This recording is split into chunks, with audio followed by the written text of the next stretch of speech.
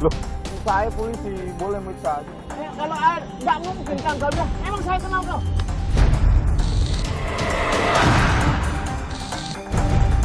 Namun, terhadap anggota-anggota yang melakukan penyimpangan dan itu berdampak terhadap organisasi, maka saya minta untuk rekan-rekan tidak ragu-ragu untuk melakukan tindakan tegas. Karena ini untuk kepentingan organisasi. Dan mohon maaf, kalau tidak mampu membersihkan ekor, maka kepalanya yang saya potong. Kepalanya yang saya potong.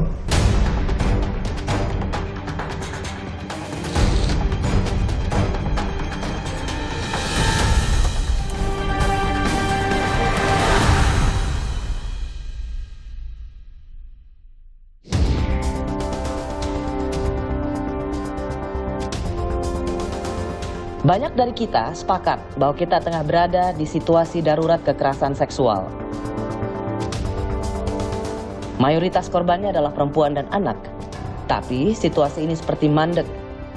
Belum ada terobosan kebijakan dan penegakan hukum yang membuat pelaku jera. Di tangan Polri, penyidik dianggap tidak memiliki kepekaan menangani kasus-kasus kekerasan seksual. Korban malah susah mencari keadilan karena penyidik sering tidak berpihak pada korban atau kelompok rentan.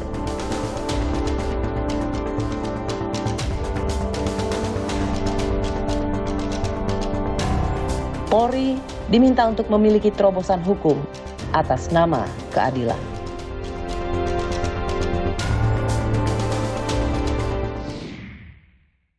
Pak Kapolri, saya ingin pindah ke soal yang juga ramai dibicarakan dan menjadi concern kita semua, yaitu soal kekerasan seksual, KDRT, perkosaan, dan rata-rata korbannya adalah perempuan. Pak Kapolri, yang ingin saya tanyakan adalah Mahkamah Agung sudah punya surat Mahkamah Agung, begitu juga dengan Kejaksaan Agung. Bagaimana menempatkan perempuan yang berhadapan dengan hukum. Pertanyaannya adalah kapan polisi punya surat serupa? Sebenarnya di dalam prakteknya penanganan terhadap perempuan dan anak ya khususnya ini organisasi Polri terus melakukan pengembangan unit-unit khusus untuk penanganan terhadap perempuan dan anak. Ini kan sudah kita buat mulai dari level Polda, level Polres pun saat ini sudah kita buat. Terkait dengan penanganan kasus seperti ini kan kita juga harus mempersiapkan personil khusus. Misalkan korbannya adalah wanita, maka yang menangani juga harus seorang poluan. Karena kita juga tahu bahwa jangan sampai seseorang yang menjadi korban dan kemudian karena pertanyaan polisi dia menjadi korban dua kali kan. Ya. Itu Bapak menyadari itu ya Pak. Sering sekali tahu. pertanyaan polisi justru mengviktimisasi korban perempuan dan anak. Ya. Salah satu Pak kritik yang diberikan pada para penyidik soal KDRT, perkosaan pada perempuan dan anak ini adalah polisi itu hanya berkutat pada alat bukti, visum.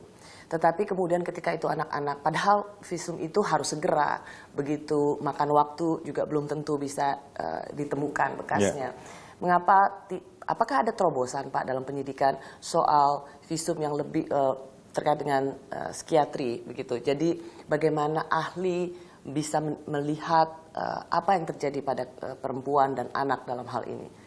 Untuk alat bukti itu bisa juga ditambah dengan hal-hal lain. Jadi karena kita juga tahu bahwa tidak mudah ya.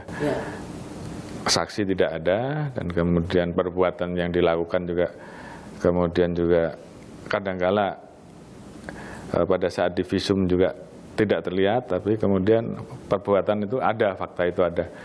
Ini juga tentunya ada metode-metode untuk kemudian mendapatkan tambahan alat bukti dengan memanfaatkan seperti tadi, ahli psikiatri, ahli psikotes, ahli jiwa yang kemudian bisa menggali apakah ada trauma terhadap peristiwa itu. Dan itu kan pasti seorang yang memiliki keahlian tersebut bisa tahu, bisa nangkap. Terkait dengan proses hukum, kita kan harus berkoordinasi dengan aparat penegak hukum yang lain, jaksa, sehingga kemudian berkas kita bisa menjadi lengkap. Jadi ini memang harus bareng-bareng. Betul, Pak.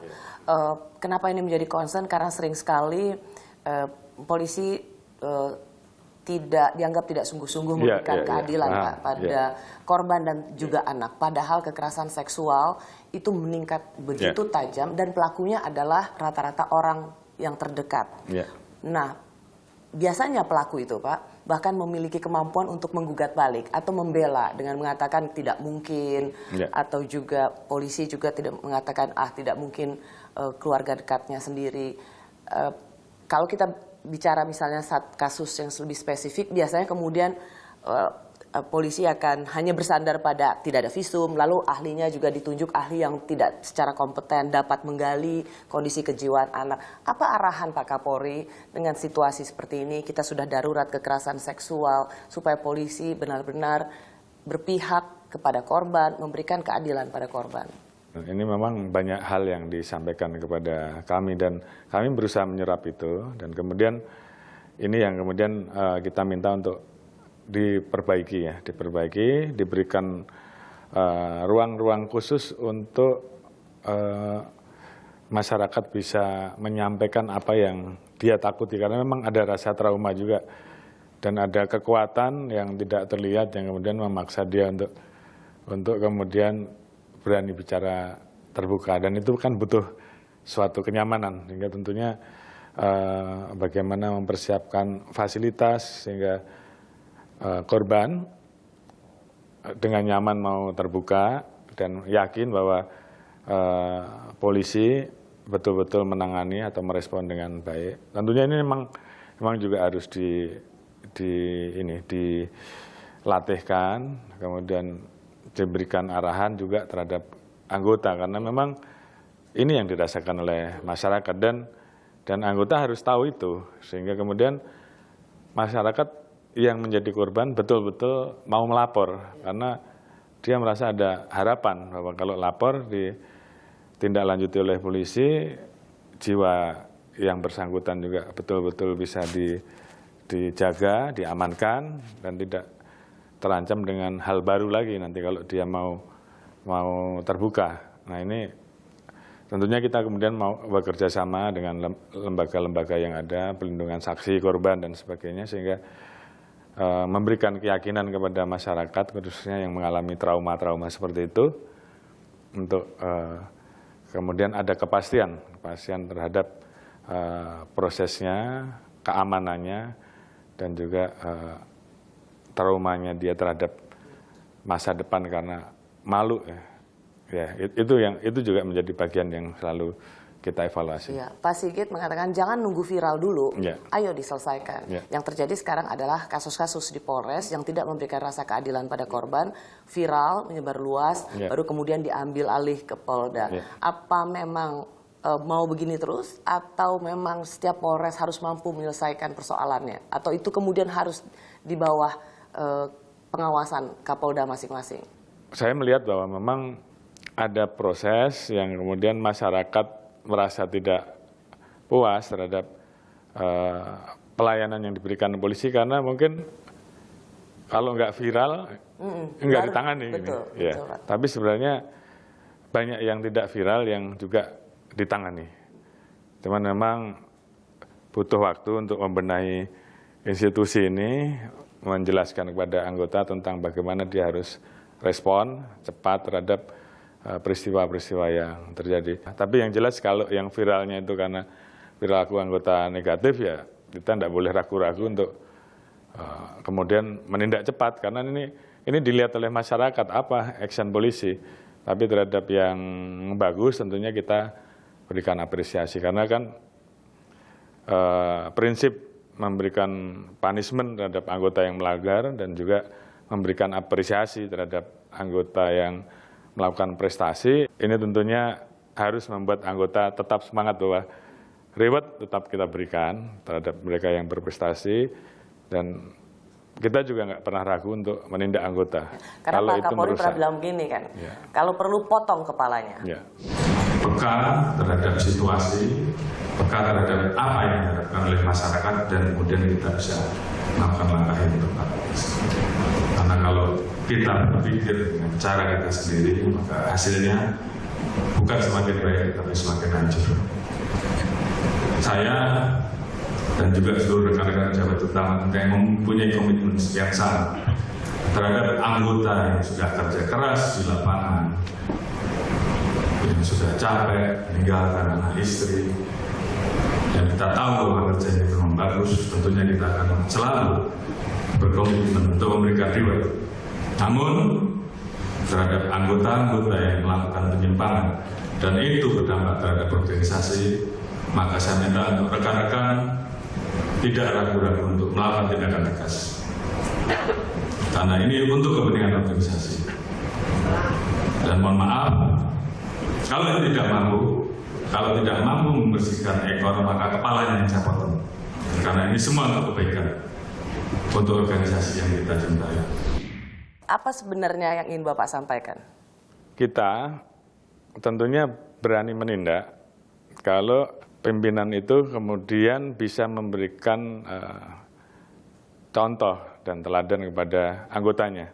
Bagaimana seorang yang di mata anggotanya dia banyak masalah, dia kemudian mau melakukan pembenahan internal, mana bisa kan? Jadi kalau mau baik ya harus mulai dari Kepalanya. atas.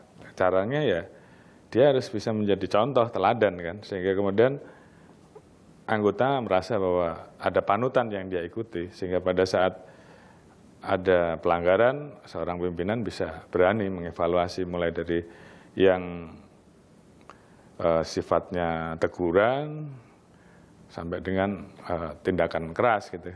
Tapi kalau pimpinannya tidak bagus, ya bagaimana dia bisa membenahi anggotanya? Saya kira kan kalau sudah seperti itu ya lebih baik pimpinannya yang kita ganti kan. Ya. Karena masih banyak kok stok yang baik-baik kan. Karena dalam beberapa kasus di Polres misalnya Pak, atau juga kemudian di kepolisian daerah, maka apakah Bapak memberikan arahan yang sangat jelas pada Kapolda masing-masing, Kapolres, untuk betul-betul melihat kasus-kasus yang terjadi terkait dengan keadilan bagi masyarakat? Karena itu yang kemudian viral kan Pak. Kalau kita lihat yang di Sumatera Utara, di Luwuk gitu, lalu kemudian kemarin di Kerawang, bagaimana korban justru bisa menjadi terhukum. Dia yang dipukulin oleh preman, tapi dia yang kemudian jadi tersangka. Istri yang sudah diceraikan berkekuatan hukum tetap Mahkamah Agung, tapi kemudian dia diperiksa, kemudian disidik, dan kemudian masuk ke kejaksaan dan divonis 2 tahun. Betul, dituntut 2 tahun. Betul, sekarang kemudian dituntut untuk dibebaskan. Tapi ini adalah cermin bagaimana polisi tidak memberikan keadilan yang justru menjadi korban. Pak Kapolri, kemudian ada pertanyaan begini, apakah memang anggota di bawah ini tidak kompeten, atau ini tergantung siapa yang bisa bayar lebih besar? Fenomena potret-potret seperti itu kan pada saat sebelum saya jadi Kapolri dan setelah saya jadi Kapolri, tentunya hal itu yang tentunya harus kita rubah.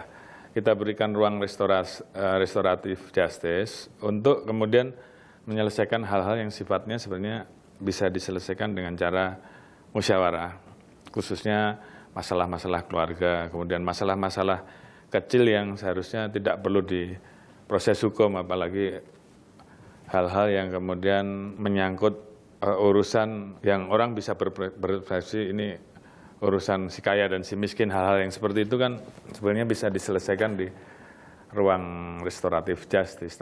Namun memang ada kendala bagi kita bahwa pada saat kita memberikan ruang untuk mediasi, musyawarah, para pihak kemudian keberatan dan memaksakan untuk itu melanjutkan. Saya kira di sisi ini perlu ada informasi yang berimbang, sehingga pada saat kemudian diproses, biasanya kan ruang ini diberikan, namun pada saat deadlock kan mau tidak mau kan hak masyarakat untuk kita proses. Nah kemudian biasanya meledak pada saat diproses pengadilan. Nah, tahapan ini yang seharusnya diinformasikan ke masyarakat menurut saya. Kecuali memang anggotanya yang memang kemudian dalam tanda kutip berat sebelah. Karena itu saya selalu sampaikan bahwa laksanakan ruang yang saya berikan, restoratif justice ini, tapi jangan transaksional. Ya. Terakhir Pak, soal ini sebelum saya pindah ke pertanyaan dengan tema yang berikutnya.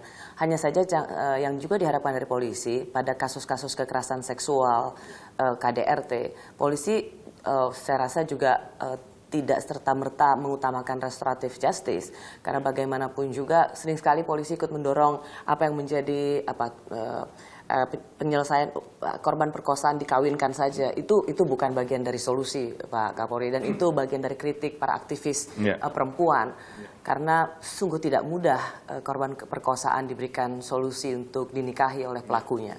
Restoratif justice itu kan sifatnya tidak memaksa. Manakala kedua belah pihak kemudian mau, tentunya itu bisa dijalankan. Tapi terhadap kasus kekerasan tadi, seksual, perkosaan, yang memang harus diproses tuntas, karena itu kan yang pertama, yang bersangkutan sudah pasti menjadi korban, dan korban trauma itu tidak akan pernah hilang. Dan kemudian kita dipaksakan dengan memberikan fasilitas untuk sudah lebih baik dikawinkan, karena itu jauh lebih, saya kira itu bukan suatu keputusan yang tepat juga. Namun kadang-kala memang itu kemudian menjadi pilihan-pilihan dari keluarganya, jadi orang tuanya, sehingga si korban juga tidak berdaya menghadapi lingkungan keluarga karena mungkin takut aib dan sebagainya. Tapi dari kami, polisi tentunya selalu memberikan ruang kepada para korban untuk proses penegakan hukum. Kita selalu siap untuk memberikan pilihan itu kalau memang korban juga menginginkan itu. Tapi semuanya kan kita kembalikan ke korban, karena rasa apakah saya tidak mau dengan cara penyelesaian seperti ini, saya minta Pelaku dihukum? Pelaku dihukum, jadi tidak ada penyelesaian dengan harus dikawinkan. Itu kan, itu saya kira itu juga nggak benar, karena nggak seperti itu seharusnya. Pak Kapolri, banyak pertanyaan ketika Bapak Kapolri mengatakan pegawai KPK yang tidak lolos TWK itu akan diterima di kepolisian. Ya saya kira saya sih bagaimana ya, masih debatable. Iya.